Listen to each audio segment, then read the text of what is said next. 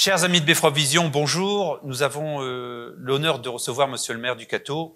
Évidemment, avec le Covid, eh bien, les vœux traditionnels ont été annulés. Et donc, eh bien, ensemble, nous allons pouvoir aborder le domaine de la santé, qui est cher à ses yeux.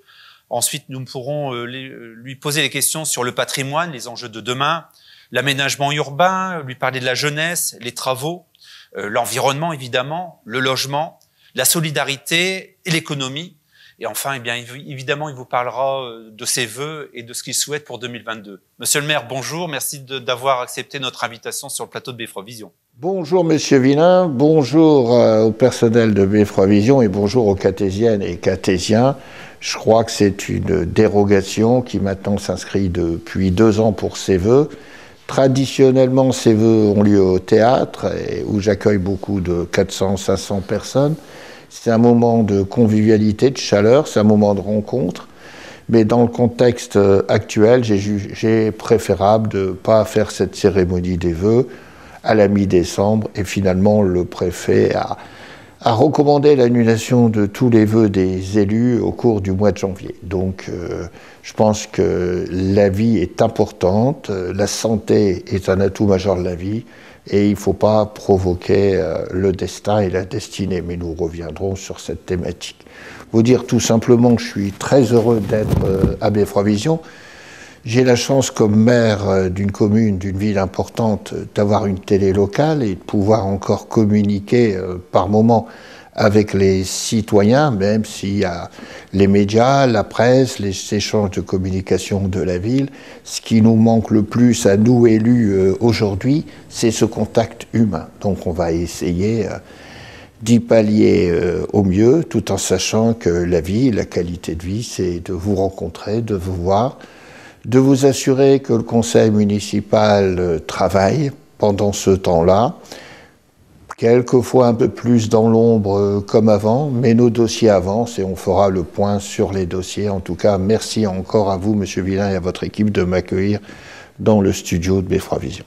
Alors, avant de parler du futur, vous avez traditionnellement l'intention de faire un petit bilan des activités qui se sont déroulées sur le Cateau. Et depuis quelques années, eh bien, vous nous avez confié la mission de vous présenter un clip. Je pense qu'on peut l'envoyer maintenant. Je pense qu'on peut l'envoyer. Je vais le découvrir avec les Catésiennes et les Catésiens. Comme d'habitude, c'est assez dynamique. Je pense que c'est quelquefois décoiffant pour le maire, mais c'est la réalité de la vie du Cateau sur l'année qui vient de s'écouler, 2021, avec toutes ces problématiques. C'est rapide, mais ça montre aussi, et ça rappelle toujours, qu'il faut avoir confiance dans notre ville, avoir confiance dans le label Ville de Trésor, et il faut qu'on continue à donner une image en dehors du contexte des autres villes à notre belle ville du Cateau-Cambrésis. Regardez, c'est parti!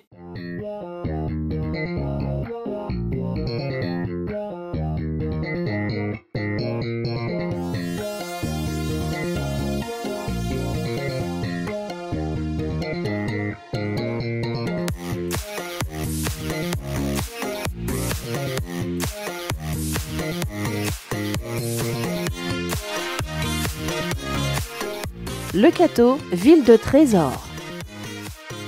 Au Cateau, on bouge, on vit, on aime, on soigne, on rêve, on vibre, on colore, on se dépense. Au Cateau, on bouge, travaux.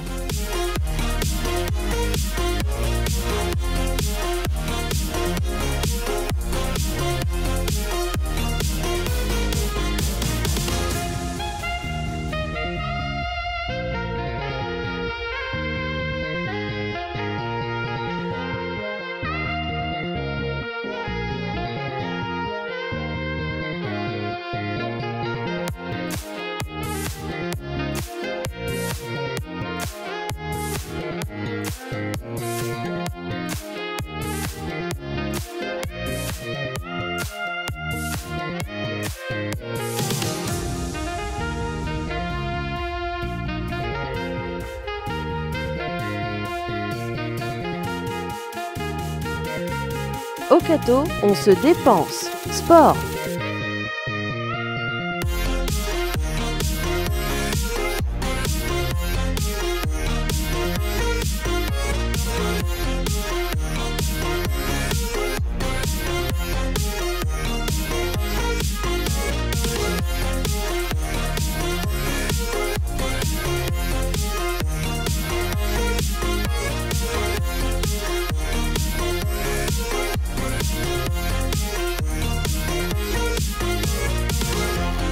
Au Cato, on vit économie.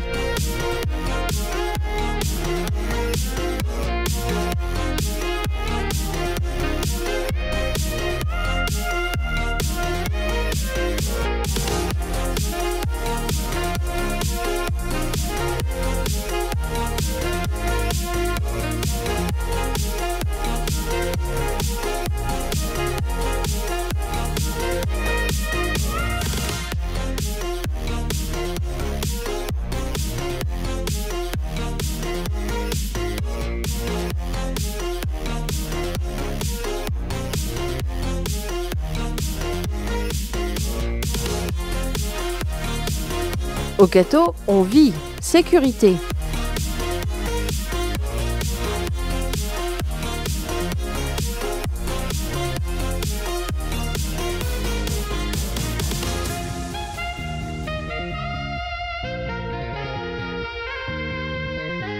Au Cato, on colore cadre de vie.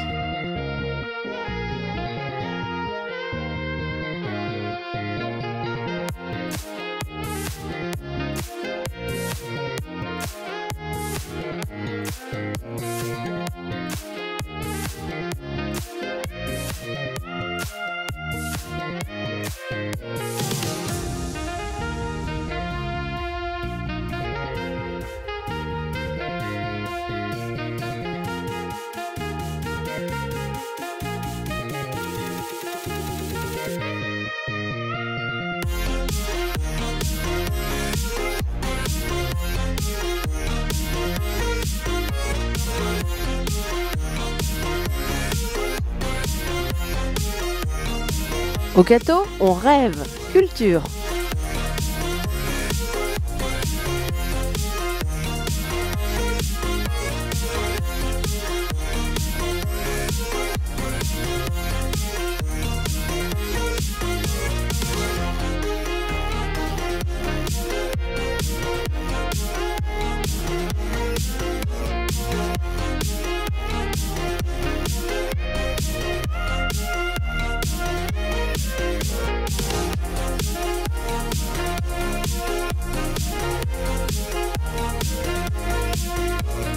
Au Cato, on vibre festivité.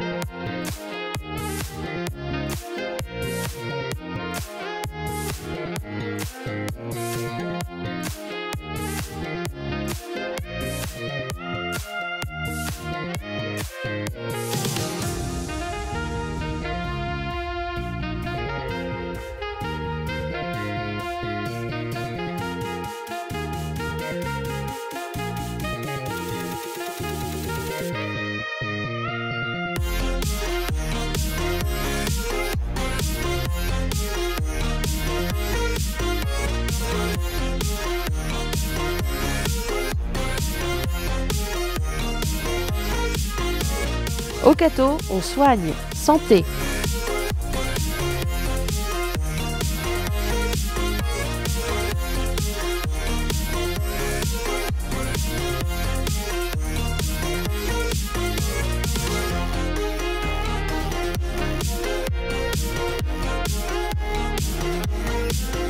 Au Cato, on aime solidarité.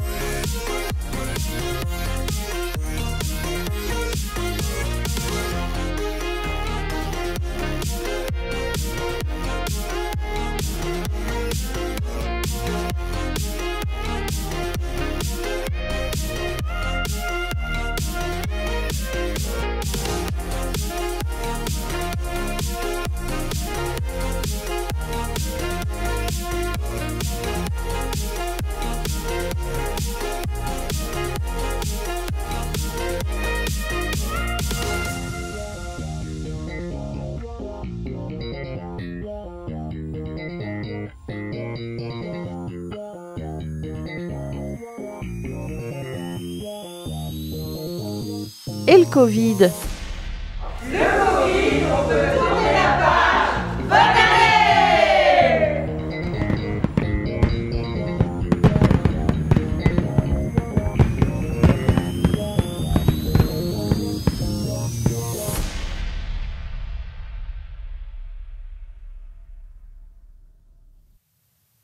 Alors, si vous voulez bien, après cette rétrospective de 2021, on va parler un petit peu du futur.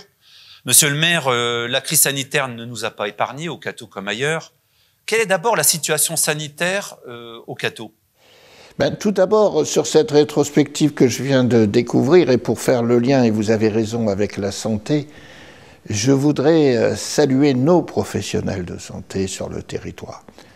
Le petit clip à la fin avec nos aides ménagères, c'est-à-dire les personnes qui vont à domicile des personnes âgées. En réalité, nous avons 13 aides ménagères, et là, elles étaient 7 parce qu'il y a des contraintes de travail, de réalisation certainement du clip, témoignent bien de l'engagement de la ville à côté de l'institution.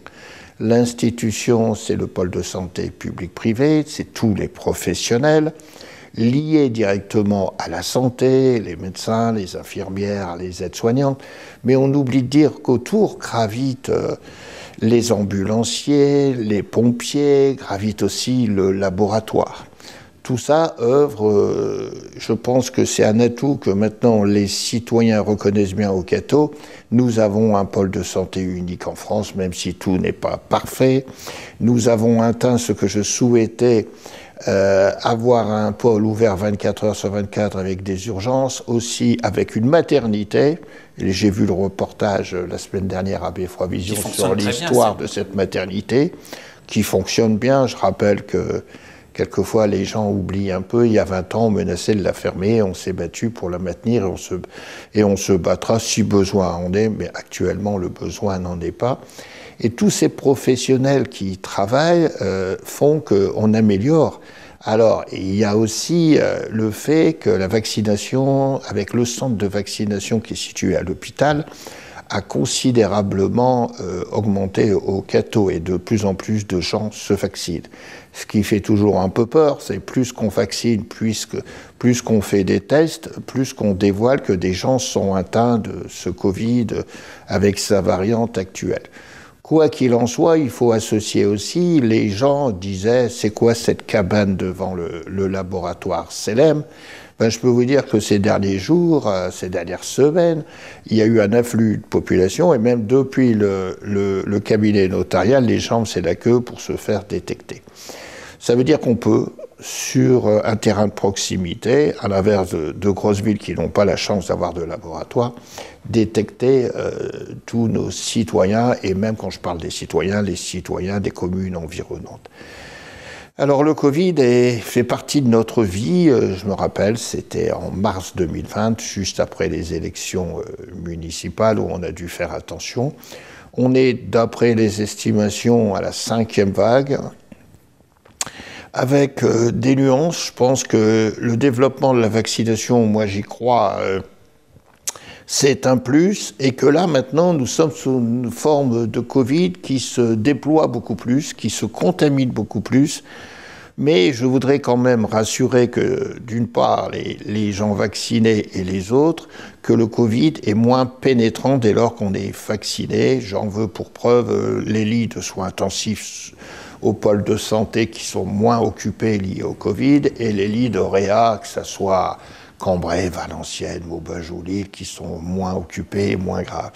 Et l'on s'aperçoit que les gens qui sont dans ces lits de réa, malheureusement, on touche une nouvelle population de jeunes de 40-50 ans qui avaient refusé de se vacciner. Bon, après, maintenant, il y a des mesures que le gouvernement a prises, certainement avec beaucoup de retard, avec un manque de communication qui font que tout le monde se bouscule, l'angoisse naît, et les médias s'accaparent ce phénomène. Je regrette sincèrement cette médiation qui est trop aboutie. Moi, je connais des aînés qui regardent BFM TV, Télé pour pas citer, c'est toujours des situations catastrophiques, alors que derrière, il y a un travail de qualité remarquable. Vous savez, suffit de voyager, il suffit même de regarder la santé dans les pays européens. Nous avons un système de santé qui est de qualité, qui est encore dans l'aménagement de territoire. Hein. Pour moi, pour le CATO, que ce soit dans les différents domaines, et on parlera tout à l'heure peut-être d'autres projets, il faut toujours le défendre, parce que les gros centres urbains veulent tous accaparer. Donc, mais moi, je remercie sincèrement de tout mon cœur toutes celles et ceux, mais qu'ils soient soignants, techniques ou administratifs, parce qu'on oublie que derrière, c'est un corps, et le personnel de santé est très soudé, de la réalisation et de la réponse efficace aux variants et au Covid lorsqu'ils le peuvent. Alors ce pôle de santé, est-ce qu'il va évoluer en 2022 ? Oui, il va évoluer sous plusieurs angles. Tout d'abord, j'ai le plaisir d'annoncer que le magasin Aldi a été acheté, tenez-vous bien, le 23 décembre par M. Philippe Selem pour transférer son activité de laboratoire sur le bâtiment. Ça a tardé, notaire parisien, Aldi, groupe allemand, Covid, pas de déplacement, donc c'est fait officiellement. Alors, nous allons travailler avec M. Selem, d'une part le pôle de santé, d'autre part M. Selem. M. Selem envisage d'occuper les 2/3 d'Aldi, et nous, il nous faut de nouveaux espaces pour développer des consultations externes. Donc, on va établir un projet, on va essayer de s'y employer au courant de cette année 2022, et j'espère qu'on pourra le réaliser fin semestre 2023. Quoi qu'il en soit, nous avons déjà rencontré le directeur de l'Agence régionale de santé qui valide ce volet consultation externe et qui nous alloue une subvention qui est chiffrée actuellement à 300 000 € sur un coût de travaux pour la part de l'hôpital un peu plus conséquente. Donc ça évolue. Le deuxième volet qui va évoluer, les citoyens, c'est compliqué, c'est ce qu'on appelle le groupement hospitalier de territoire. Il y a 3 ans, nous sommes partis dans un grand groupement hospitalier de territoire. Nous avions la foi de travailler avec le Valenciennois, la Sambre-Avesnois, et de travailler ensemble sur un grand groupement. C'était la loi qui l'imposait. Depuis 3 ans, nous sommes déçus. Moi, je représente les élus à ce groupement de tout le territoire, à ce groupement de santé, et je peux vous dire que depuis 3 ans, je n'ai pas été invité à aucune réunion. On a vu l'inefficience de ce groupement avec la crise du Covid. Nos établissements se sont débrouillés seuls et de la lenteur dans l'organisation. Je veux dire que c'est une structure qui n'est pas adaptée. Que ça soit le CATO ou Cambrai, nous n'avons pas de véritable problème hospitalier de recrutement de corps médical. Et le directeur de l'ARS qui était venu en visite l'a bien compris. Et même nous avons des praticiens très jeunes, en moyenne d'âge 40-45 ans, qui sont attirés à venir dans cette structure de proximité. Même aussi en imagerie médicale, où 2 radiologues ont été recrutés par le groupe privé.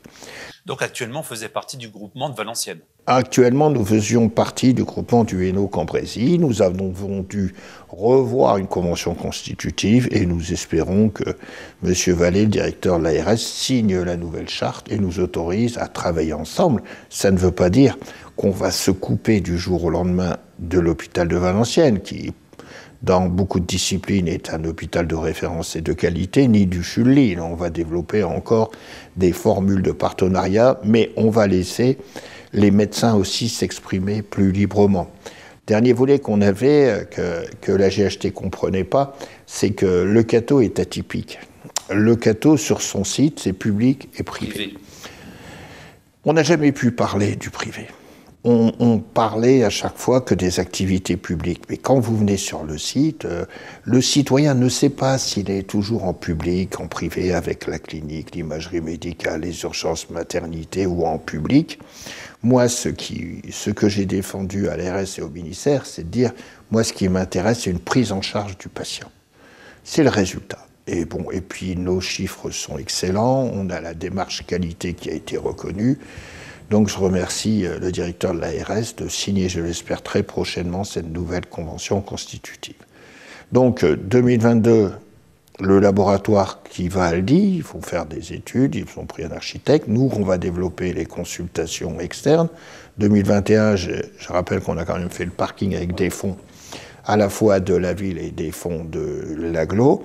Et je pense que la santé est au cœur de ce territoire. Vous savez, moi, je suis quelquefois porté par la région pour aller dans d'autres territoires voisins, hein, que ce soit l'Aisne, c'est pas pour rien qu'on attire, on a un bassin de vie en santé de 65 000 habitants, que ce soit la Sambre-Avesnois, voire la Thiérache, qui sont en effondrement de santé. Nous, on a su défendre, le moment venu, cette activité qui génère aussi beaucoup d'emplois. Donc ça, c'est aussi... Actuellement, il y a combien d'emplois sur l'hôpital? Alors, l'hôpital, le pôle de santé proprement dit, j'estime qu'on a 500 emplois équivalents temps plein. Après, vous avez tout ce qui est autour. Oui, on a la maison de retraite privée, on a la maison dite psychiatrie légère, on a des maisons de retraite dans l'environnement de la ville du Cateau qui sont aussi en relais permanence puisqu'on a des équipes mobiles de gériatrie et autres. Donc la santé est un vecteur important sur notre territoire. Vous savez, les gens sont toujours surpris quand je vais défendre un dossier dans une ville de 7300 habitants et de dire tout ce qu'on fait, tout ce qu'on a, et de dire qu'on a des professionnels. Ça aussi. Alors, il reste la problématique, je ne l'ai jamais nié, la problématique des médecins généralistes, de leur remplacement, de leur formation. Mais ça, c'est à l'État. La santé, pour moi, c'est un devoir régalien de l'État. C'est à l'État revoir les recrutements, les profils, de s'arranger avec la faculté de médecine de Lille. Vous savez, il y a 50% des jeunes formés à la faculté de médecine qui repartent dans leur région. Ça nous pose un problème. Nous voulions, tout comme la région d'ailleurs, aider le financement des études, moyennant quoi ils s'engagent à servir notre territoire et à connaître notre territoire. Les formations de médecins généralistes ne sont pas les plus valorisantes et les plus diplômantes pour les gens de l'université. Mais si vous n'avez plus de médecins généralistes, vous n'avez plus de prescripteurs dans toutes les formes de soins, vous n'avez plus d'orientation vers des spécialités. Voilà, il faut éviter ce système-là. Bon, avec la maison médicale de garde, je rappelle, même si tout n'est pas parfait, qui tourne de 20h à 24h tous les soirs, le samedi dans la journée, le dimanche, c'est un palliatif. Et je remercie aussi là les médecins généralistes qui ont accepté de jouer le jeu, sans parler de notre centre de santé municipal où nous espérons avoir bientôt un deuxième médecin, mais c'est compliqué dans le contexte actuel d'attirer un deuxième médecin.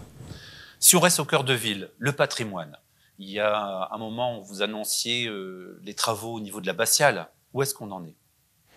L'abbatiale, c'est un dossier assez long. J'avais dit le mandat précédent qu'on attaquerait d'abord l'hôtel de ville parce que l'urgence était plus sur le bâtiment de l'hôtel de ville. Je pense qu'on a réussi. Les Catésiens, après beaucoup d'interrogations sur les problématiques de stationnement, reconnaissent maintenant le bâtiment du cœur de l'hôtel de ville, du cœur de la ville, le bâtiment de la République, leur bâtiment. Et il fallait se tourner vers d'autres bâtiments qui ont besoin d'un coup de pouce. L'abbatiale en fait partie. Alors c'est un bâtiment classé historique. Donc nous sommes tenus d'associer l'architecte des bâtiments historiques, l'architecte des bâtiments de fin. Je pense qu'ils ont été de bons conseils. On a attribué le marché à un cabinet d'études lillois. Mais vous savez bien que ces travaux, il faut faire des cahiers des charges, faire des expertises, ça soit validé aussi par la direction régionale des affaires culturelles, ça a demandé beaucoup de temps. Et puis après, là, on a notifié aux entreprises et nous espérons que pour mars-avril, l'échafaudage commence à faire. Nous avons consolidé une tranche ferme. Une tranche ferme assez lourde, assez conséquente. C'est d'abord le clos couvert, c'est d'abord le clocher, les assises, les charpentes, c'est tout un volet qui commençait à dépérir, c'est des changements de pierre. Et j'ai voulu deux choses dans cette tranche ferme. J'ai voulu intégrer la façade. Pourquoi? Parce que la façade, c'est l'image première quand on arrive sur le parvis de l'abbatiale. Et je me suis dit, les Catésiens, Catésiennes comprendraient pas qu'on fait plus de 3 ans de travaux sur cette phase ferme et qu'on ne touche pas à la façade. Après, il y avait une deuxième problématique qui était sous-jacente. En faisant toute la toiture, les charpentes, un côté, nous devions attaquer la réfection des vitraux. Mais la deuxième phase où c'est moins abîmé, on devait le faire après. Donc j'ai intégré la totalité des vitraux dans cette première phase. Donc coût d'objectif à peu près 4,4 millions d'euros. Subvention, on en est à 70-75%. C'est pas mal. C'est excellent pour un bâtiment. Moi, je remercie. Alors, qui est-ce qui finance?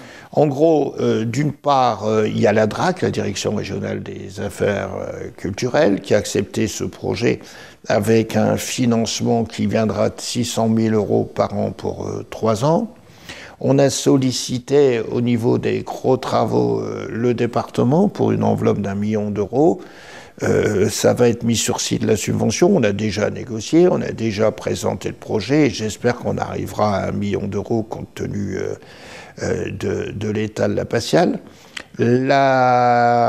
L'État aussi nous avait passé une enveloppe de 500 000 euros pour commencer les travaux et puis vous avez un autofinancement de la ville qui est à peu près de 900 000 euros, là je parle en hors taxe, hein, qui viendra se greffer dessus. Donc ça fait, on tient à peu près dans l'enveloppe des 4,4 millions. Après, on se réserve pour la tranche suivante, qui sera beaucoup plus légère, je l'espère, des financements de la région et d'autres financements qui interviendront à ce moment-là. Vous savez, on ne peut pas engager ce type de chantier seul. C'est pas possible avec les finances des communes actuellement. C'est pas possible de faire ce gros chantier. Mais je m'y étais engagé, mon équipe s'était engagée. Nous tiendrons cette phase de chantier. C'est inéluctable parce que des pierres deviennent dangereuses. Il faudra changer des pierres, il faudra refaire ce qui fait la richesse de ce patrimoine, surtout en façade. Ah ben oui, oui, qui n'a jamais eu de gros travaux de restructuration, hein. Moi, je peux vous dire, le patrimoine a toujours été au cœur de l'action de la mairie. On parlait tout à l'heure du Bévron. On aurait pu, et vous l'avez montré dans votre reportage, parler des souterrains, parler du marché aux bestiaux, parler de, à la fois le maintien du patrimoine quand il peut, mais sa suppression quand il n'a plus de valeur, comme l'esplanade Mon-Plaisir. Je crois qu'on a la chance d'avoir une ville de trésor, on a la chance d'avoir une ville classée, mais les dossiers sont beaucoup plus lourds à mener, beaucoup de réunions que le citoyen n'apparaît pas, mais j'invite les citoyens à venir voir le cahier des charges sur l'abbatiale et le descriptif qui a été fait. C'est un travail extraordinaire. Et aujourd'hui, chaque commune se bat pour son patrimoine. Ah ben, chaque commune se bat avec des moyens différents et des objectifs différents pour son patrimoine, qui est souvent conséquent dans nos communes. Alors, il y a quelques instants, vous parliez un petit peu de notre marché aux bestiaux. On en a parlé dans la presse il y a quelques temps. Oui. Il va y avoir des modifications. On a la chance d'avoir encore un marché aux bestiaux. Et je crois qu'il y a des projets pour 2022. Oui, alors ce marché aux bestiaux est revenu d'actualité, puisqu'en juin, le maire d'Arras, qui est président de l'Agglo, Frédéric Le Turc, m'appelle, il me dit « Serge, écoute, je pense que je vais fermer mon marché aux bestiaux à la rentrée de janvier. Est-ce qu'on peut envisager un partenariat ?» J'ai revu sa DGS, sa directrice générale des services, les élus d'Arras. Bon, j'ai dit pourquoi pas. Pourquoi pas après, les problèmes de gestion à Arras, ce ne sont pas mes problèmes et je ne me mêle pas des choix politiques que font mes collègues. Pourquoi pas? Parce que le marché aux bestiaux du Cateau, c'est le plus ancien, tout le monde l'oublie. Il a été créé en 987 au Cateau. Quand je suis arrivé au Cateau, c'était dans les rues. Il y avait la rue de Fémy, la rue du marché aux chevaux, où on vendait au gré à gré les bêtes. De mémoire, monsieur Grimaldi, qui était maire à l'époque, avait fait les fondations du nouveau marché et monsieur Labouret avait fait la construction. Alors je me suis dit, c'est un challenge.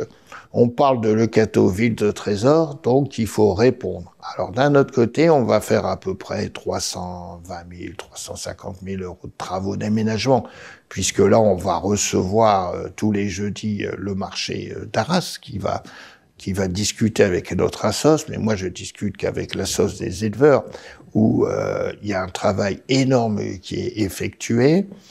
Et puis, j'ai eu l'idée de dire, nous sommes porte ouverte du parc naturel régional de l'Avesnois, nous défendons la qualité de vie, l'environnement, pourquoi pas faire une halle? Une halle qui sera sur le site, mais dépendant du marché aux bestiaux, où on pourrait faire des thématiques. Une journée pour la pêche, une journée pour la chasse. L'expo de chasse a disparu un peu partout dans le Cambrésis. Une expo sur des produits du terroir, différentes manifestations, même culturelles. Et ça pourrait aussi aider en perspective, parce qu'on travaille toujours en stratégie de perspective, la MFR, la maison familiale. Donc ce serait une halle couverte. Ce serait une halle couverte, simple. C'est comme un bâtiment agricole. Il y aura certes le revêtement de sol, il y aura certainement tout fermé, il y aura de l'éclairage, mais il n'y aura pas de chauffage. Le but, c'est de pas de créer des surcoûts de fonctionnement, c'est de faire des lieux de rassemblement thématiques. Parce qu'au Cateau, on n'a pas de grande salle pour faire certaines manifestations. Et puis, on travaille beaucoup avec mon ami le président du parc. Ça serait aussi l'occasion de mettre en valeur tous les produits du terroir. L'aménagement urbain est important. Apparemment, la signalétique en centre-ville va être modifiée. Oui, c'est un travail qui a été fait depuis plusieurs années, qui a longtemps duré. Avec le département le département a voulu renégocier des transferts de routes. Le département vient de finir sa signalétique. Donc maintenant, nous pouvons commencer notre signalétique, je dirais, urbaine intramuros. Mais quand on dit signalétique, on dit c'est quand même réglementé. On ne pourra pas tout signaler, sinon la signalétique, vous entrez dans une ville, la signalétique surpubliée, surdimensionnée, vous ne faites plus attention. Donc la commission de communication va se pencher sur le projet de finalisation de cette signalétique qui reprendra certes les monuments importants, certes les lieux importants, mais je dis on pourra pas aller à chaque petit commerce, c'est pas possible, et le commerce vive. Donc c'est une enveloppe à peu près de 200 000 € qu'on inscrira au budget. En parallèle, on a d'autres projets aussi, je rassure, dans le développement urbain, on fera aussi des voiries, on remettra une enveloppe de 300 000 € et d'autres projets, mais la signalétique sera efficiente d'ici la fin de l'année. Dans l'aménagement urbain, il y a le carrefour de l'Hostellerie. Bon, il y a eu beaucoup d'accidents, il y a eu des modifications. Apparemment, vous prévoyez en 2022 de faire des modifications. Pas au carrefour proprement dit. Je sais, j'étais sensible aux accidents, mais quand on analyse ces accidents, les médias, les réseaux sociaux s'enflamment tout de suite. Le plus souvent, c'est des fautes de non-respect des consignes de la route. Il y a une route prioritaire, on l'a fait comme ça, c'est des bâtiments assez anciens, il faut avancer pour pouvoir avoir la vue. Bon, je rappelle qu'au Cateau, comme dans beaucoup de communes, on évite les feux. À Solesmes, vous avez toutes les priorités à droite et les gens se plaignent pas. Donc il faut faire attention, il y a que des feux tricolores que je maintiens au Cateau, c'est au boulevard Peinture, parce que là, il y a beaucoup de circulation et j'ai aussi le pôle de santé. Donc le bâtiment, c'est plutôt axé sur l'ancien bâtiment, les garages. Petit à petit, on est devenu propriétaire de tous ces biens. On est dans l'ancien café, etc., en face de l'Hostellerie. Voilà, tout. Et on avait déjà envisagé depuis 3 ans de travailler sur le site. On a fait des réunions préparatoires avec l'architecte des bâtiments de France. On a refait des études. Est abouti ce projet suivant qui me satisfaisait pas. Mais bon, vous savez, il faut toujours faire des concessions pour aboutir à quelque chose avec l'ABF, sinon vous n'avez pas le permis. Il souhaite à tout prix, peut-être qu'il a raison, moi mon souhait c'était de mettre en valeur les remparts qui étaient au fond pour avoir la continuité des remparts du Cateau. Lui souhaite qu'on reconstitue à partir du café qui fait l'angle tout le bâti. Il a quand même accepté la démolition de ce café et de créer des logements. Mais pour créer des logements, il faut trouver un bailleur.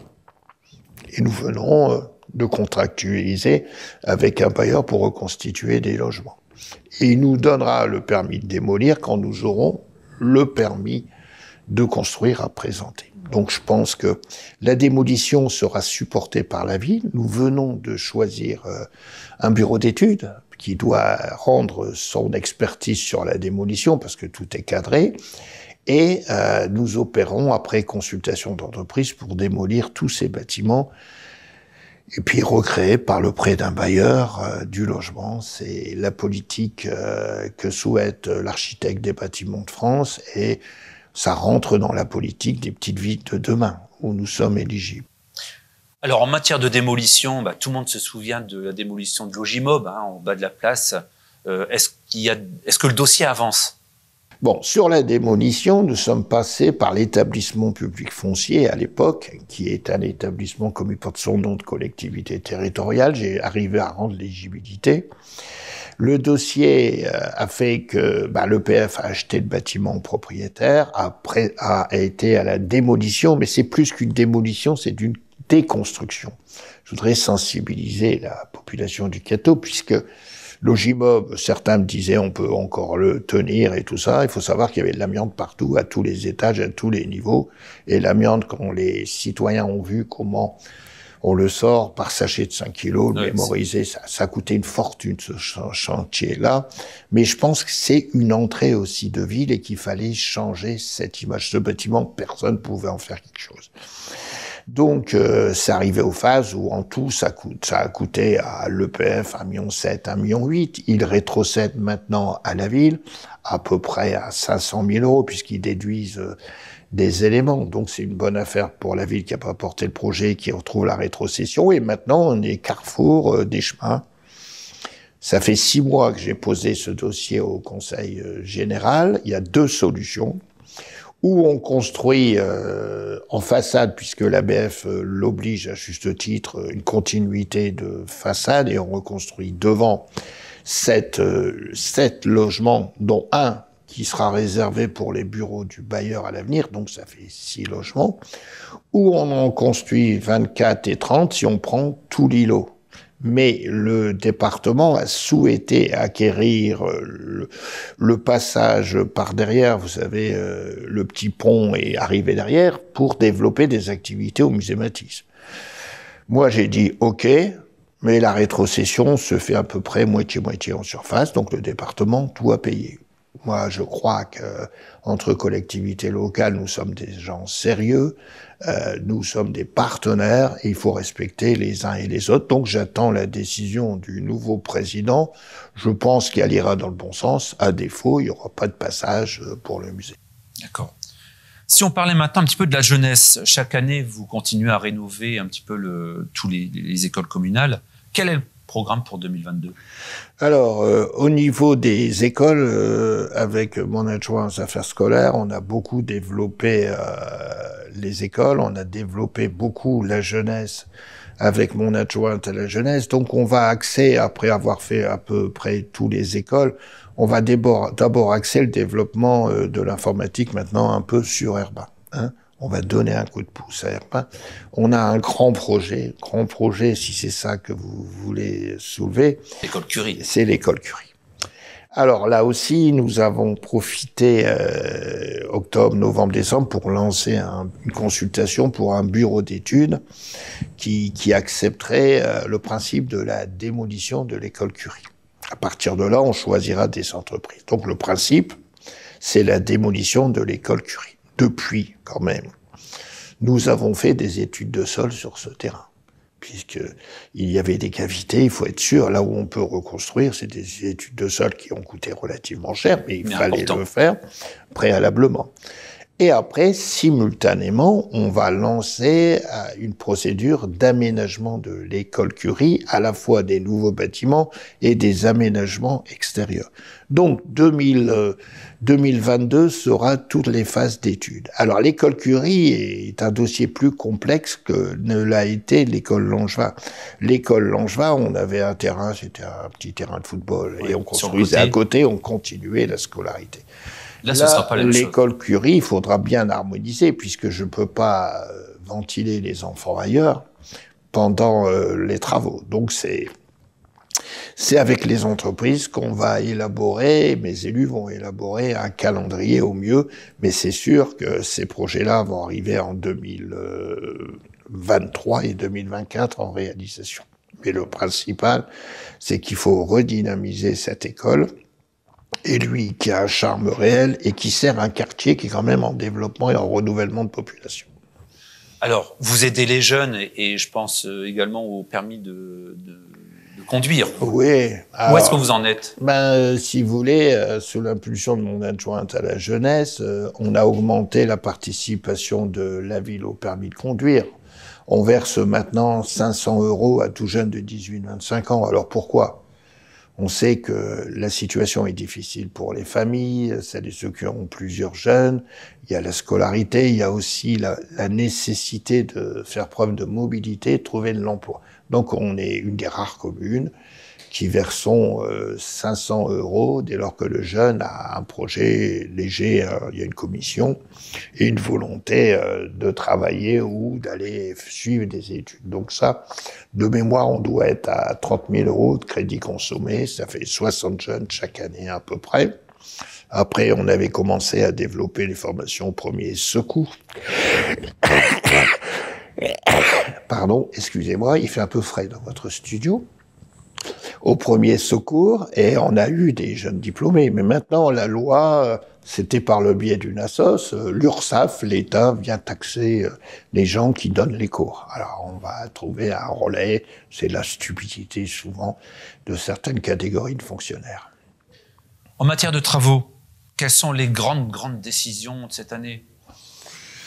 Il y aura des gros travaux que je viens de citer déjà rapidement. Il y aura les travaux de voirie, on mettra une enveloppe de 300 000. Alors on a eu un débat dernièrement avec les élus et je leur ai demandé, sous l'impulsion de mon adjoint aux travaux, de faire un PPI. Alors c'est quoi un PPI? Un plan pluriannuel d'investissement. Parce que dès lors que vous attaquez un quartier, l'année dernière, nous étions obligés d'attaquer tout le quartier Langevin, qui a fait l'objet de gros travaux, puisque Noréal intervenait, GRDF, et quelquefois nous sommes court-circuités dans les projets par le problème de GRDF, qui est obligé, comme la rue de Tupigny, qui nous a boosté pour aller plus rapidement aussi. Donc, on va faire ce PPI, on va recenser les rues. Je crois qu'on est une des rares communes qui mettons chaque année autant, mais on est une des rares communes qui a autant de densité de voirie. Et en plus, vient se greffer le transfert département-commune, vient se greffer, par exemple, dans la rue de la République, la nécessité pour Noréal de retrouver une station de relevage et de faire des travaux, donc pour pas embêter les riverains, les propriétaires, pour pas aller dans des mesures d'expropriation. On a trouvé un accord commun que la station se fera à l'entrée du parking de la police municipale cette année. D'accord. Le cimetière. Alors le cimetière, c'est un projet qui avait été lancé l'année dernière. On s'est rendu propriétaire d'un terrain. Nous avons lancé des consultations pour démolir l'extension de ce cimetière. Nous avons dû abattre un arbre parce que on peut pas garder un arbre dans un cimetière. Les gens râlent d'une part parce que les feuilles qui tombent, et d'autre part, n'oubliez jamais les souches des arbres qui peuvent endommager les demeures de nos concitoyens. Donc tout ça, ça sera travaillé. Je pense que on va abattre tous les bâtiments. On a eu le permis de démolir et on va recréer des parcelles et on reclôturera le cimetière comme partout avec des plaques et on pourra revendre des places aux catésiennes et catésiens lorsqu'il y a un besoin d'urgence. Vous savez, dans le temps, on pouvait réserver sa place. Maintenant, les communes ne le font pas parce qu'ils ont d'énormes contraintes d'extension. Nous, on a la chance d'avoir pris à peu près 6 ans un tournant. Nous revendons des parcelles qui sont à l'abandon. C'est une procédure qui dure 2 ans. Et nous retrouvons des parcelles pour pouvoir satisfaire les demandes. En plus, on a développé en fin d'année des travaux conséquents pour celles et ceux qui préfèrent la crémation et des lieux de mémoire. Donc voilà, donc le cimetière, il faut, parce que c'est une obligation légale. On a très peu de subventions sur tout cela, mais bon, ça fait partie des charges inhérentes à une commune. Et vous avez un columbarium qui apparemment fonctionne bien. Qui fonctionne très bien. Vous savez, quand quelque chose fonctionne bien, c'est des petites remarques, que ce soit le columbarium ou certains trucs au Cateau, des élus voisins viennent. Vous pouvez pas savoir le nombre d'élus qui viennent visiter l'école Langevin, qui ont des projets. Dernièrement, c'était nos collègues et amis d'Ivry qui sont venus s'en inspirer. Donc on a beaucoup de choses, on reçoit pas mal d'élus parce que les articles de presse, la médiation fait que les élus viennent. Donc on peut dire qu'on est référent dans certains domaines. Et tout ça, ça fait partie aussi des obligations légales. Mais certains reportent ces obligations légales parce qu'ils ont des contraintes, parce que peut-être ils n'ont pas l'ingénierie et le staff nécessaire. Si vous voulez bien, on va parler un peu de l'environnement. On a déjà discuté, mais par exemple, tout à l'heure, vous évoquiez le quartier Schweitzer. Oui. Alors, on a un gros projet qu'on avait inscrit dans notre campagne, c'est de faire du quartier Schweitzer un quartier environnemental, un quartier vert, qui est déjà, mais d'accentuer.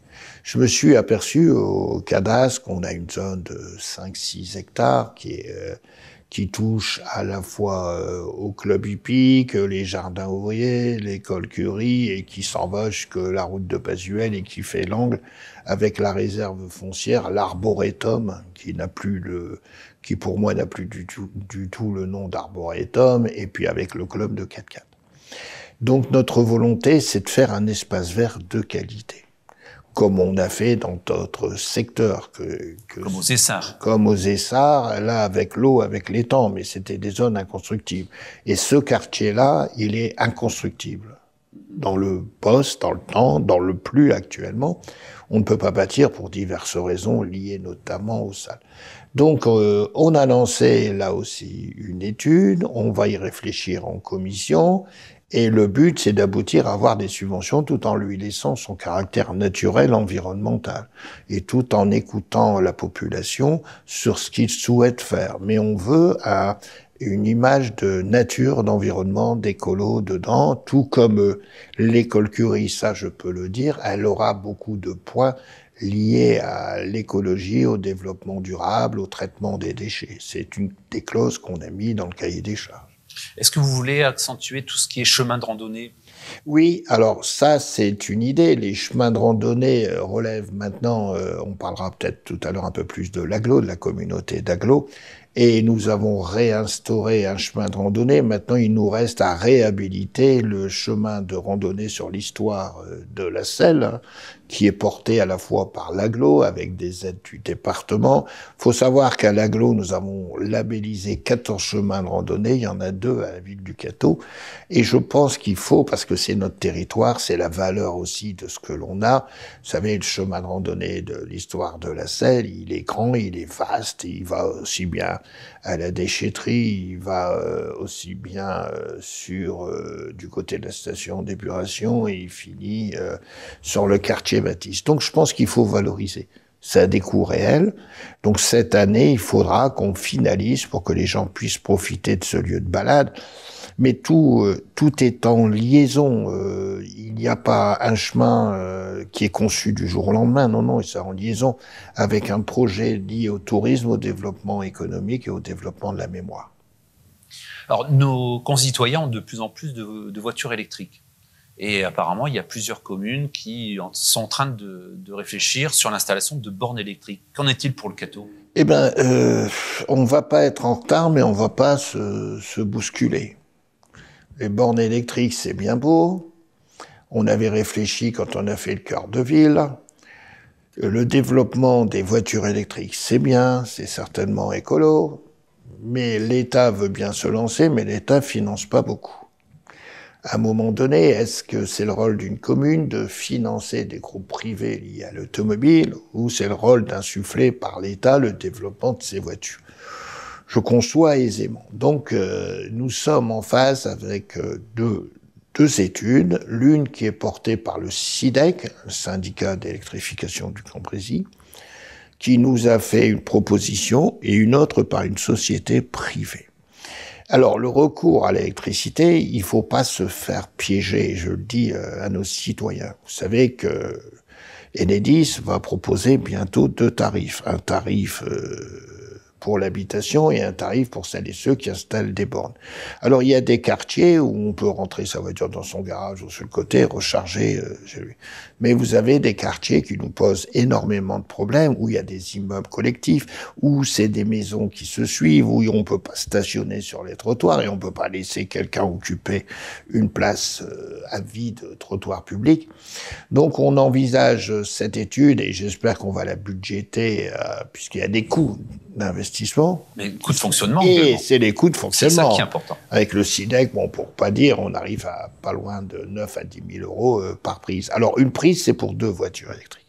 Donc, nous envisageons, mais la commission émettra un avis, 2 prises. L'une qui aurait lieu à l'esplanade Mon-Plaisir, puisqu'il faut pas que je les mette non plus en stationnement cœur de ville, que je gèle 2 places de stationnement et qu'on soit obligé de faire de la police.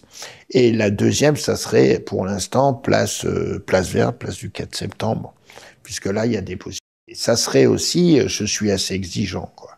Vous savez que je suis prêt à mettre le prix quand même, mais il faut recharger sur 20 minutes, quoi. Vous avez des bornes qui rechargent sur 8-10 heures, c'est pas possible. C'est beaucoup trop. Après, il faut s'abonner à un système de paiement par carte avec une société. Donc tout ça, on va aboutir, mais c'est sûr qu'on va en faire. On parlait de logement. Je pense que vous avez une politique de développement du logement. J'ai entendu parler du quartier de Langevin et d'IKV. Il y a des propositions. Le plus rapide, si vous voulez, c'est la résidence Città d'IKV. On était dessus, il y a eu le Covid, il y a eu des affaires qui ont traîné avec des retards notariaux.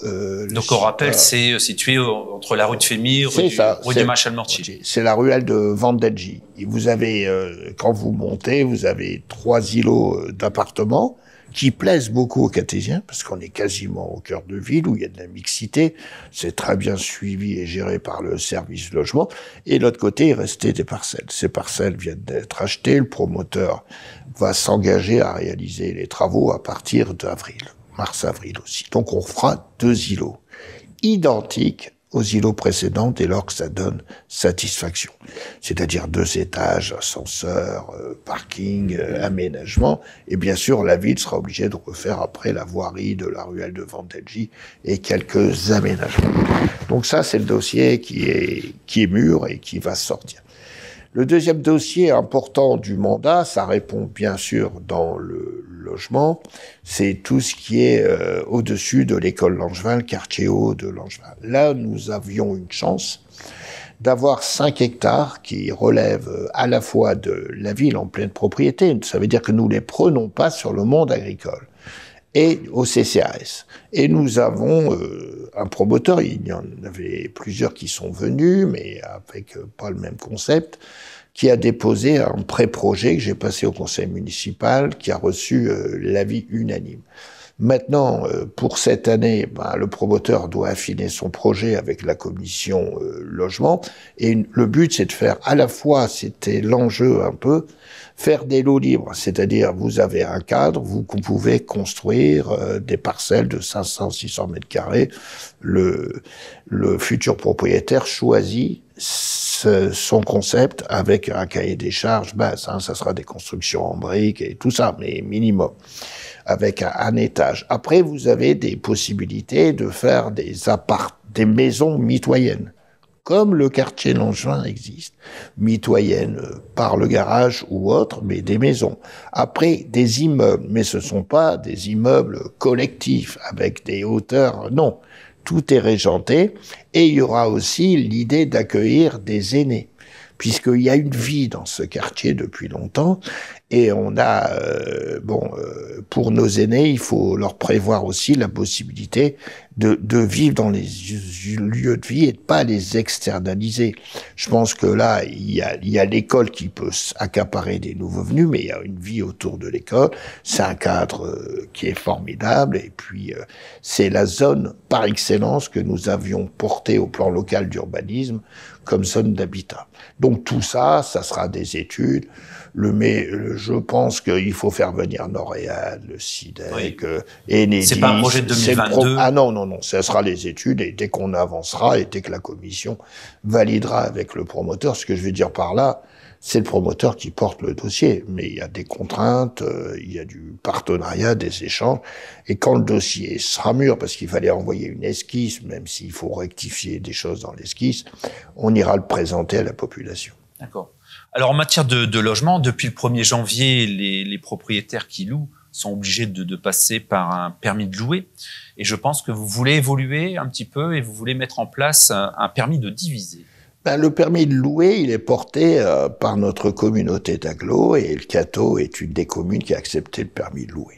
Maintenant, nous avons souhaité mettre en place un permis de diviser. On s'aperçoit surtout dans nos villes que souvent on a des immeubles de qualité qui sont découpés, qui sont achetés par des promoteurs quelquefois, parfois, souvent peu scrupuleux, qui travaillent avec la CAF, qui touchent, mais on fait tout et n'importe quoi. Je m'explique.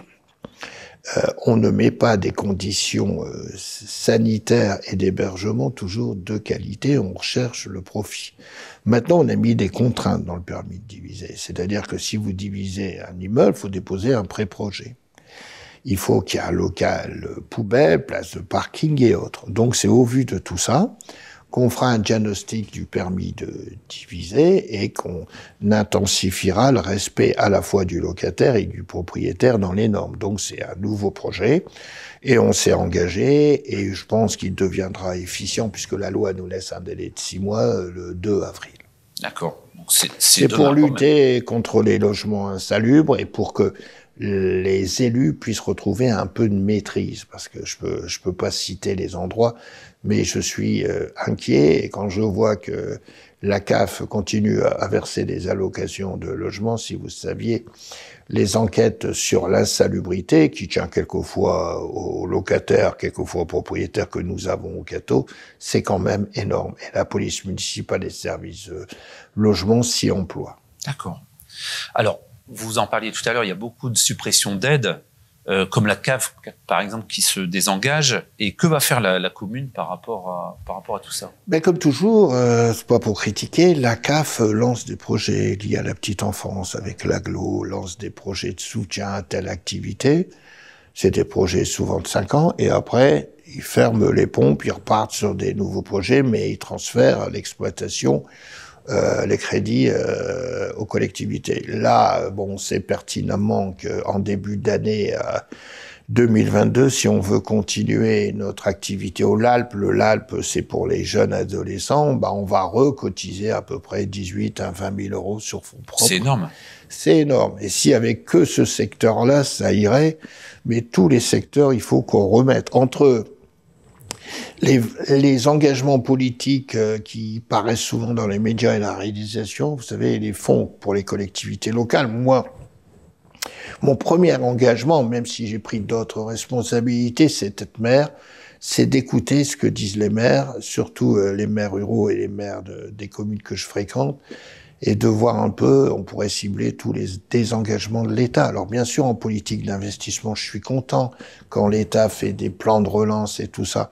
Mais les communes, il faut malheureusement qu'elles s'endettent, que le citoyen comprend pas toujours que les communes répondent pas à leurs attentes, et il faut leur expliquer aussi, hein. Les Restos du Cœur, vous les aidez également? Comment ça se passe? Alors les Restos du Cœur, tout comme le magasin solidaire, c'est deux éléments indispensables à la vie sociale. Les Restos du Cœur, bon, c'est une association qui est régionale, mais aussi nationale. Là, les Restos du Cœur dépendent de la gestion de Rennes, mais c'est un groupe de bénévoles déjà consistant. Ils répondent très bien tous les mardis à la demande. Ils vont chercher les colis, les ventiles, c'est un lieu de vie. Et pour le magasin solidaire, c'est tout à fait autre chose. Avec Brigitte Grenier, qui était mon adjoint, à l'époque, en 2009, on avait vu qu'il y avait une paupérisation au Cateau et qu'il fallait aider, donc on a créé la première structure de magasin solidaire dans le Cambrésis. On l'oublie. Et ça permet aux gens, moyennant un paiement, de s'acquérir de produits. Et pour cela, il faut remercier deux groupes d'individus. Les grandes surfaces, qui ont accepté à vendre quasiment à prix coûtant ou à se lester de certains produits, et puis les bénévoles qui font un boulot énorme au magasin solidaire. Alors, je leur avais promis une époque de déménager. Ils étaient tout près de l'ancien collège. Ils sont maintenant arrivés rue du Maréchal Mortier, et c'est un plus. Donc, pour moi, dans la vie sociale et solidaire, c'est deux outils formidables, mais jamais, je le dirai assez, je remercie tous ces bénévoles qui œuvrent. C'est important de le signaler. Eh ben oui, et c'est important de les mettre en exergue. Alors moi, j'ai une valeur. Je ne vais jamais, lorsqu'il y a distribution au Resto du Cœur, je ne vais jamais lorsqu'il y a distribution au magasin solidaire. J'ai trop de respect pour la nature humaine et je respecte les individus, mais ils savent qu'ils ont toujours le soutien de la ville.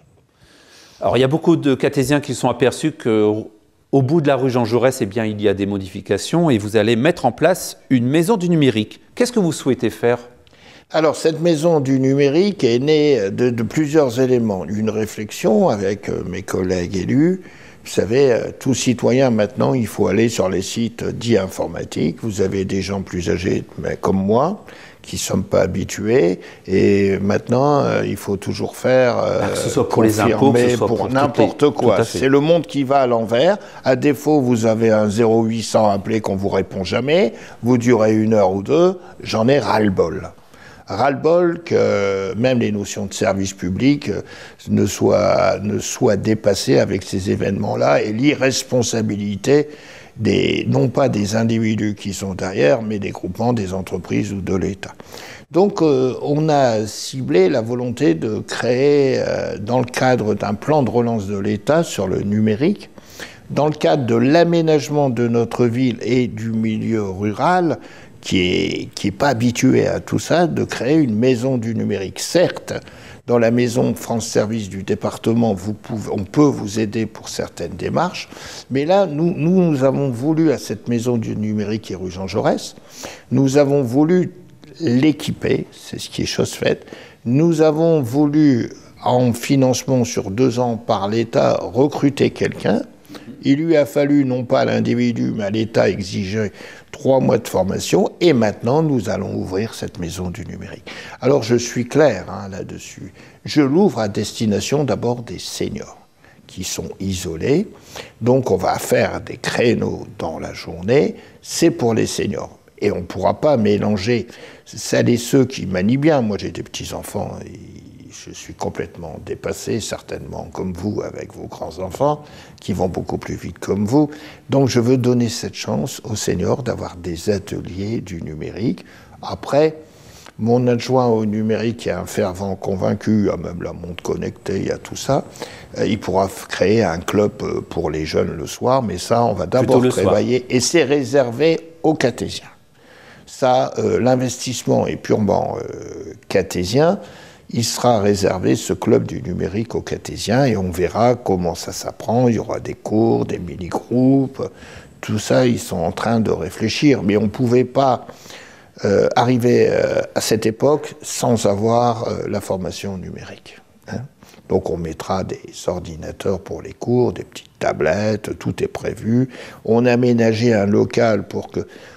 pourquoi on a pris ce local? Parce qu'il était d'abord au rez-de-chaussée, il était accessible, c'est un local qui peut servir à la fois d'échange, de détente, d'expérimentation et de faire des petits groupes.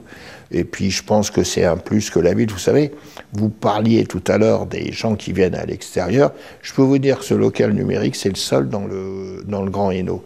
Et les maires, maintenant, viennent nous voir pour dire comment on a fait ça, parce que les formateurs, les jeunes qui vont là-bas sont étonnés. Souvent, on les envoie dans un bureau, dans une mairie, dans une autre, dans une autre, dans une autre. Nous, non. Nous, on garde ces locaux, et le citoyen viendra, et on lui fera en centre-ville. En centre-ville. Voilà, c'était ma volonté. Alors, en matière économique, on va en parler un petit peu. Vous avez, pendant le Covid, souhaité aider les commerçants.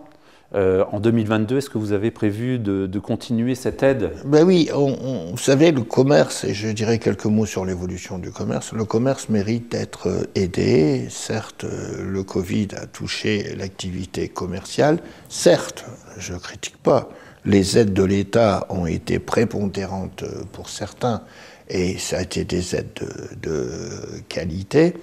Mais nous, on aide les fonds de commerce qui sont repris ou l'acquisition d'un fonds de commerce. On était de mémoire sur une enveloppe l'année dernière consommée à peu près de 18 000 €, mais qui peut paraître minime, mais c'est pour la ville, tout en sachant que l'agglo, la communauté d'agglo, vient derrière, et vous assistez toujours aux réunions de l'agglo.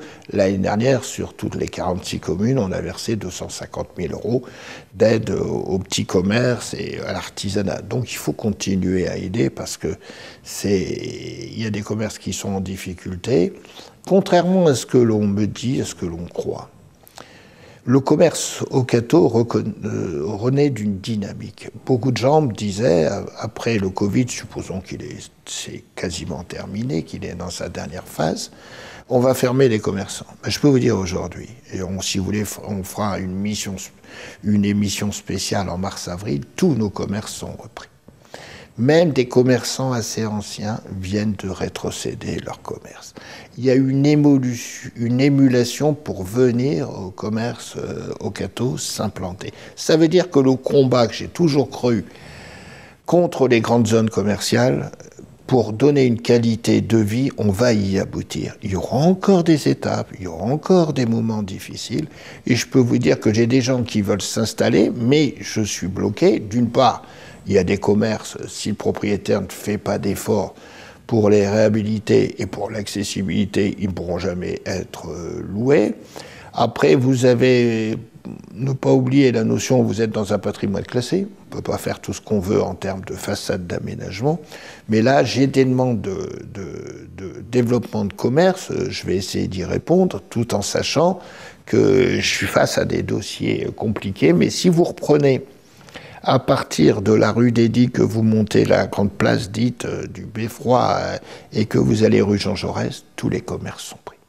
Tous les commerces. Donc on va avoir une évolution en 2022. Ah bah oui, il y a des travaux qui sont faits, il y a eu des rétrocessions, on pourra l'annoncer, il y a des aménagements, il y a des gens qui arrêtent, il y a des gens qui reprennent, après vous avez des commerces, je suis désolé quoi.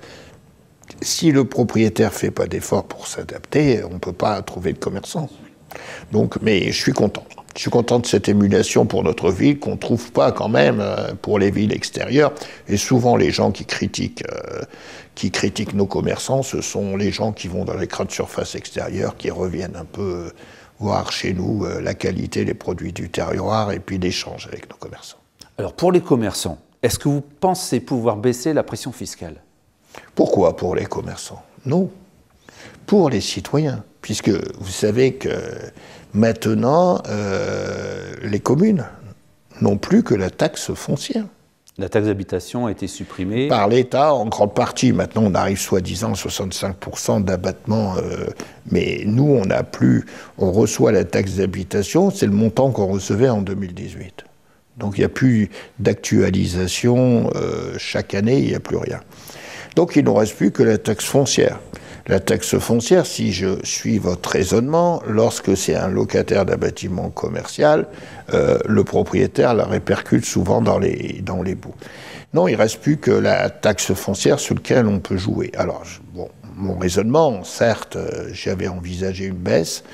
Je ne pense pas, puisqu'on était, il y a 4 ans, on était à 24%, on est passé à 21%, et là, j'avais envisagé de passer à 20%, mais comme tous les citoyens, eh ben, on vient de prendre une claque. On vient de prendre une claque qui se répercute dans le budget des citoyens, je ne sais pas comment ça va aller. Le gaz a augmenté de 54% et encore 4% pour nous, 54% en 2022, hein, et 4% en plus en février. Et puis, vous avez les tarifs d'Enedis qui augmentent. Sauf que nous, on a beaucoup de bâtiments communaux, en commencer par les écoles, les services techniques, l'hôtel de ville, la médiathèque, les 2 palais des sports. Alors, il faudra s'habituer encore à gérer l'optimisation. Donc, il faut être prudent. Nous avons des finances saines, mais ça serait facile de promettre une baisse et pas équilibrer notre budget, et puis après, d'avoir une intervention des services de l'État. Bon, moi, je suis relativement aisé avec les services de l'État, mais je suis aussi distant. Je ne veux pas qu'on vienne s'ingérer dans la gestion des collectivités locales. Et au niveau de la taxe d'ordures ménagères? Alors là, ça va être, Monsieur Villain, vous dévoilez des choses, ça va être un grand débat au niveau de l'agglo, puisque c'est l'agglo qui prélève. Vous savez, l'agglo prélève la taxe d'ordures ménagères sur tout le territoire, c'est indexé sur le foncier bâti. Que les citoyens ne comprennent pas, c'est le foncier bâti, c'est la loi. Et après, bien sûr, le propriétaire le répercute sur le locataire. Actuellement, cette taxe d'ordures ménagères, nous la percevons, nous la reversons à un organisme, un syndicat intercommunal, qui est le SIAVED, qui est un regroupement, parce que dedans, c'est quoi la taxe d'ordures ménagères? C'est d'abord le collectif des déchets, le ramassage par des sociétés prestataires, c'est les déchetteries, c'est l'usine d'incinération, du traitement des déchets. Donc actuellement, nous sommes quasiment à l'équilibre. Ce que l'agglo perçoit 6,8 millions par an, c'est ce qu'elle verse au SIAVED. C'est énorme. C'est énorme. Mais aujourd'hui, tout change, puisque l'État a créé des taxes sur les taxes des déchets, la DGAP, mais j'aurai l'occasion d'en reparler à l'agglo. Tous les marchés publics avec les prestataires qui servent à l'élimination des déchets ont augmenté de 30 à 40%. Ça veut dire que pour notre agglo, la cotisation s'élèverait en supplément, on attend les chiffres définitifs, à 1 million d'euros. Moi, l'agglo ne peut pas le supporter.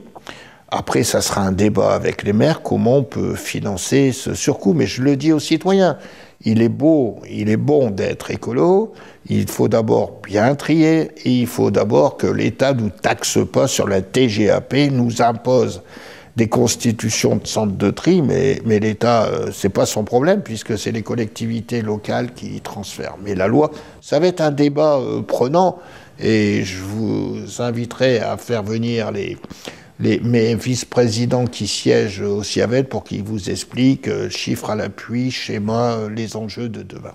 Mais tous les maires, on se réunit en agglo. Il n'y a pas que mon agglo, celle de Cambrai a déjà pris quelques mesures de collecte en centre-ville qui sont très mal passées.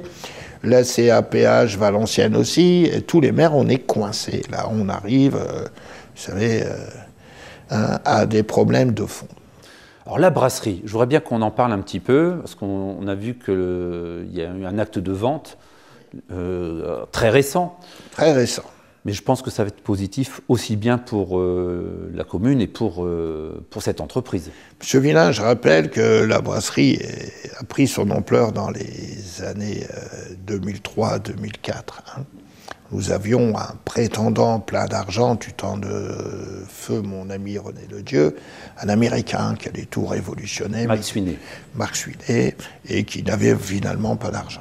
On a eu la chance d'avoir l'intervention d'un quelqu'un de solide financièrement dans le domaine de la bière et du vin, M. Butez, et le Pays de Matisse, à l'époque, avait fait un bail de location de 9 ans qui a été repris par l'agglo 9 ans supplémentaires. Donc ça faisait 18 ans qu'on était en bail commercial.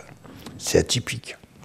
La vocation de l'agglo, c'est pas d'avoir des bâtiments à vocation économique, mais bien entendu de les rétrocéder pour ne plus créer de charges et réinvestir dans d'autres projets. Donc nous avons des discussions serrées avec M. Butez. Moi je lui ai dit c'est clair, il a quand même fait l'acquisition de tous les bâtiments autour, même dans la rue Jean Jaurès, il a des projets, c'est un homme, un investisseur que je connais bien, que je connais sa volonté, sa passion pour la Vivate et sa passion aussi pour ce site qui est remarquable, mais qui est aussi là classé historique. Donc en gros, il nous restait le bâtiment de restauration, de production de la bière, et puis les côtés. Le côté en entrant, l'architecte des bâtiments historiques ayant accepté des démolitions et une protection. Donc je lui ai dit au nom de mon agglo, décision qui a été prise à l'unanimité, ou tu achètes, ou j'ai un promoteur. J'avais le promoteur qui reprend ce dossier, qui en faisait l'acquisition. Après quelques discussions, que je comprends, c'est légitime, il a fait le choix, et je pense que c'est le bon choix, d'acheter la brasserie. Mais au-delà de cet événement, c'est l'acquisition, vous savez, la brasserie, c'est un enjeu au tourisme conséquent. Les gens ne peuvent pas mesurer l'impact du tourisme, l'impact sur l'économie à la brasserie. Il a développé déjà certaines activités au sein de la brasserie. Il va développer demain d'autres activités, que ce soit pour des antennes liées au café, le fromage dans les souterrains. Il va être propriétaire. Et puis même, il entrevoit de développer... bon, je ne peux pas tout dévoiler. Maintenant, c'est son projet qu'il m'a présenté. La fermentation, il le fait déjà avec du vin rouge, du vin blanc, mais aussi avec le whisky, de la bière, et de lui donner une image. Vous savez... La brasserie, c'est la seule brasserie des Hauts-de-France qui est classée monument historique. Donc il a pu déduire beaucoup en termes d'investissement. Maintenant, il faut qu'il ait la pleine propriété. Donc c'est une bonne chose. On gardera toujours des liens exemplaires, que ce soit à l'agglo ou à la ville, parce que c'est un lieu économique qui emploie beaucoup de personnes et qui fait venir beaucoup de personnes. Que ce soit au musée ou ailleurs, maintenant vous avez des familiarités avec les Belges, des liaisons, et demain, n'oubliez pas, on ne peut pas en parler puisque c'est les vœux que je présente, c'est les vœux de la ville, tout ce que fait l'agglo à Owen, à Ors et à Haut-Pommerais pour développer le site Owen, c'est lié en liaison avec le tourisme aussi. Le tourisme, c'est une richesse. Les souterrains, les gens viennent. Les gens qui reviennent au Cateau disent que la vie change et il faut encore activer l'ampleur sur le tourisme. Alors, toujours en matière économique, la zone d'activité des Cateveaux. Alors, c'est un projet qui dure. Certains Catésiens qui nous regardent disent, mais finalement, ça fait tellement longtemps qu'on pense qu'il va y avoir des entreprises qui vont s'installer. Où est-ce qu'on en est ? Alors, c'est un projet dur et compliqué, comme tout projet économique. Bon, je rappellerai que le projet d'Actipol a été compliqué aussi. Alors, c'est un projet où il a fallu aller à l'Expo. D'une part, ça a duré 5 ans, le propriétaire a été indemnisé, mais c'est du temps perdu. Le deuxième projet, actuellement, ce dossier, contrairement à ce qu'on croit, il avance bien, à la vitesse que le veuillent bien les services de l'État et que la loi. La loi a encore évolué. Vous savez qu'on a fait les fouilles. On a fait une première étude environnementale, on a supprimé les limitations de construction en hauteur par une réforme du PLU, on a donné toute la latitude.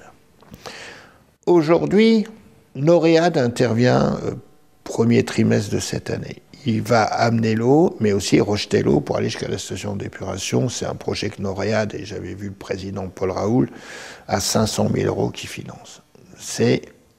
Pour moi, c'était la dernière phase. Sauf que l'État, dans sa grande générosité administrative, a fait publier une loi en disant que lorsque vous avez une surface économique de plus de 10 hectares, il faut aller à une étude environnementale complète. Alors, ceux qui connaissent bien l'État, ceux qui connaissent bien les lois, disent que les lois sont faites pour tuer l'économie et ils ont souvent raison et tuer le développement. Des demandes, j'en ai. J'en ai eu, j'en ai encore et je pense que j'en aurai encore. Alors je me suis fâché avec le sous-préfet, donc on a convoqué une réunion à l'agglo en décembre avec d'une part les services de l'État, que sont le sous-préfet, la sous-préfète chargée du développement à la région, la DTM, la DREAL sur l'eau et tout ça. Donc on aboutit à ce qu'on va refaire une étude sur les clauses environnementales, puisque dans le projet de CRTE, nous on a déjà, CRTE c'est le grand projet du Grand Précy, j'ai inscrit point unique, d'entrer la zone des Cateveaux pour 20 hectares et son extension sur 20. Donc là, je ne vous dis pas l'affolement des services de l'État, mais le préfet a donné son aval, donc on va signer. Donc il faut malheureusement être patient, ça coûte cher à la collectivité, et l'aberration c'est que l'État a financé des études et maintenant il nous redemande de faire une nouvelle étude. Je pense que, vous savez, quand on parle de réforme administrative, je pense que c'est surtout ces hauts fonctionnaires qu'il faut revoir et qui travaillent un peu plus avec les élus locaux pour aboutir. Mais j'ai confiance, j'aurai des demandes. J'ai NFX qui est une grosse société relais pour les implantations. On a eu des demandes dans les équipements sanitaires qui me plaisaient bien, biomédicaux. On a eu pour des plateaux repas, confection. On a eu des demandes à caractère un peu construction, matériel, équipement. On a des demandes. Donc, si je résume, il y a vraiment des dossiers en cours. Ah oui, mais ils sont en gel. Mais vous savez, les investisseurs, c'est tout de suite. Hein. Je rappelle pour les gens, sur un autre thème, on n'en parle pas beaucoup, c'est l'Aglo qui porte la création sur le Caudrézy d'un nouvel équipementier automobile. C'est l'Aglo, c'est pas la ville de Caudry, il faut le dire franchement. Et là, ça m'a pris beaucoup de temps, j'ai fait des réunions à Lille, à Paris, mais la zone était faite. Et une fois que la zone est faite et validée, l'État ne peut plus revenir. Donc il faut qu'on valide cette zone. C'est la seule zone qui sera privilégiée dans un avenir certain. Moi, je travaille aussi pour l'avenir, et on arrivera à aboutir. Mais je le dis franchement aux cartésiennes, cartésiens, parce que j'entends tout, ce ne sera pas une zone de logistique, puisque c'est plus possible, avec Yves-Vallée aux proximités des autoroutes. Et puis, il faut laisser la logistique là où elle est. C'est pas créateur de beaucoup d'emplois, c'est beaucoup de nuisances avec les camions. Et j'ai toujours dit que ça ne sera pas une zone de supermarché. Bon, après, ça peut être une zone de quelqu'un qui vient s'implanter et qui veut vendre. Hein, ça peut arriver. Mais pas de commercial au point de vue alimentaire. Mais ce projet, j'y tiens, on y travaille beaucoup à l'Aglo, on met beaucoup d'argent. Et vous verrez dans le budget primitif de l'Aglo, on va remettre encore de l'argent pour cette étude, mais qui est déjà lancée. Alors en matière de culture, on n'en a pas parlé beaucoup, mais apparemment vous voulez rénover un petit peu notre bibliothèque, médiathèque. Bon, on va faire des gros travaux d'entretien. C'est vrai qu'on peut dire qu'elle est un peu oubliée, mais on a fait des travaux chaque année. C'est quand même un monument, une ancienne Banque de France. Hein. Et donc, les services culturels, on avait fini, ou on va commencer l'année par la fin des travaux à l'école de musique. On va changer tous les baies vitrées. Et là, il y a une demande de remise en peinture du hall et de l'accueil de la bibliothèque. Donc on va le faire certainement par la ville, où on fera intervenir la brigade de l'Aglo qui intervient beaucoup et qui aide beaucoup les communes. Donc il faut lui redonner un petit coup de jeune. Elle a la chance d'attirer des jeunes et des moins jeunes. Elle a la chance d'avoir du dynamisme, cette médiathèque, et de s'adapter au monde qui nous entoure. Donc il faut donner à cet outil, qui est un service public, je rappelle que financé entièrement par la ville, il n'y a personne d'autre qui vient, comme d'autres activités, il faut lui donner les moyens de satisfaire les demandes de la population. Donc il faut le cadre. Et en 2022, avec le Covid, on ne sait pas tout ce qui va se passer, mais est-ce que vous pensez qu'il y aura des manifestations comme Peintres dans la ville ou d'autres grandes manifestations? Alors nous avons eu un débat l'autre jour avec mes élus, on souhaite vivement. Mais les médias me disent « mais qu'est-ce qu'on va faire ?» Écoutez, on est dépendant. Il y a des choses qu'on peut programmer, le 13 juillet restera, la fête de Noël restera, mais après il faut trouver des moments forts, mais les moments forts, si vous prenez des engagements, le dédommagement, vous le payez.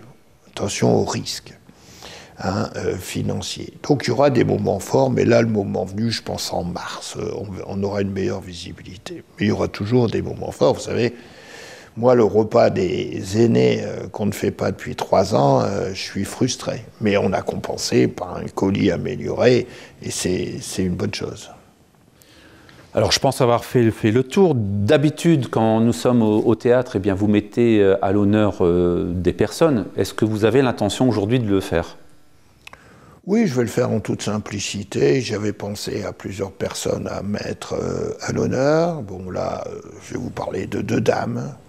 2 dames qui donnent chacune une image positive de la ville du Cateau.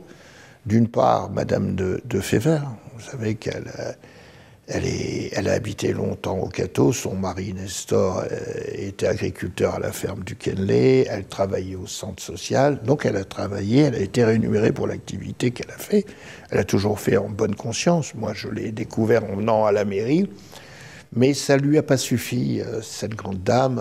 Elle s'est prise au jeu des magasins solidaires. Elle est devenue présidente du magasin solidaire pendant 13 ans. 13 ans.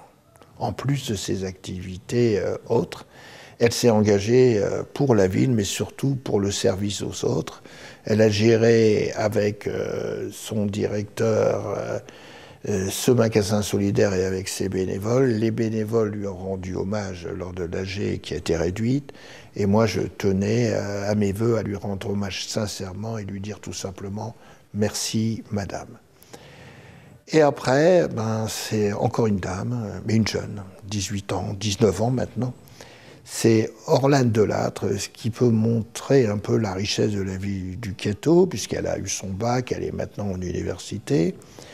Elle a un parcours un peu atypique, elle a joué au tennis, elle entraîne encore les petits au tennis, elle a fait de la danse, mais en plus, elle s'est lancée un défi l'année dernière, que je pense que vous avez peut-être consacré une émission pour la féliciter. Orlane, elle a passé le concours de Miss France. Mais vous savez que pour être Miss France, il faut au moins mesurer, je crois, 1m76. Et il y a un deuxième concours qui est apparu, je ne sais plus, sans être péjoratif, les gens de taille un peu en dessous. Et Orlane, qui doit mesurer 1m66 ou 1m68, a concouru. Elle a concouru à ce concours qui n'est pas seulement un concours de beauté, il faut aussi avoir une richesse intellectuelle, des projets. Elle est sortie première au concours régional à Charleville-Mézières, c'est le découpage de la région d'après le concours, et elle a été deuxième Miss au niveau national. Donc c'est un petit clin d'œil que je voulais lui faire. Je n'ai jamais pu honorer cette prestation et je la félicite au nom de l'ensemble des Catésiennes et des Catésiens et j'espère bientôt la revoir pour lui dire tout le bien que je pense d'elle, elle le sait. Et je pense que ces jeunes-là, Monsieur Villain, quels qu'ils soient, on a plein de jeunes qui réussissent. Donc il faut avoir l'envie de réussir, il faut l'envie de la mobilité, l'envie des enjeux. Et la jeunesse, je pense qu'il ne faut pas qu'on la laisse au bord du chemin. C'est une erreur de croire, souvent je me bats avec la mission locale de verser un subside aux jeunes qui considèrent quelquefois c'est suffisant. Il faut avoir de l'ambition quand on est jeune pour réussir. Très bien, on les félicite tous les deux. Alors, je pense que pour terminer cet entretien, vous allez peut-être pouvoir présenter vos vœux à l'ensemble de la population qui nous regarde. Oui, alors ça, je l'ai préparé. Hein, parce que les vœux, c'est un moment important. Et vous savez que j'ai eu ma jeunesse avec Brel, Ferré, Brassens, beaucoup d'artistes français. Et j'ai retrouvé avec plaisir une citation de Jacques Brel, qui a plus de 40 ans et qui est toujours d'actualité. Je vous souhaite d'aimer ce qu'il faut aimer et d'oublier ce qu'il faut oublier. Je vous souhaite des passions. Je vous souhaite des silences. Je vous souhaite des chants d'oiseaux au réveil et des rires d'enfants. Je vous souhaite aussi de respecter les différences des autres, parce que le mérite et la valeur de chacun sont souvent à découvrir. Je vous souhaite de résister à l'enlisement, à l'indifférence et aux vertus négatives de notre époque. Je vous souhaite enfin de ne jamais renoncer à la recherche, à l'aventure, à la vie et à l'amour. Car la vie, à elle seule, est une magnifique aventure. Et nul de raisonnable ne doit y renoncer sans livrer une rude bataille. Je vous souhaite surtout d'être vous-même, fier de l'être et heureux, car le bonheur est notre véritable destin. Signé Jacques Brel. Mais quand vous les relisez ces vers, c'est l'actualité aujourd'hui, c'est les combats de chaque individu, qu'il soit jeune, moins jeune ou ancien. Voilà ce que je voulais dire en conclusion, puis présenter à titre personnel et au nom du Conseil tous mes vœux à la population, avoir une pensée pour celles et ceux qui nous ont quittés, pour nos amis, pour certains d'entre eux, et dire aussi aux personnes seules, parce que je sais que la solitude, c'est le drame, quand on a eu la chance de vivre en couple et qu'on perd l'un des deux, celui qui reste, comme disait Brel, c'est celui qui a la vie la plus difficile, et il avait raison.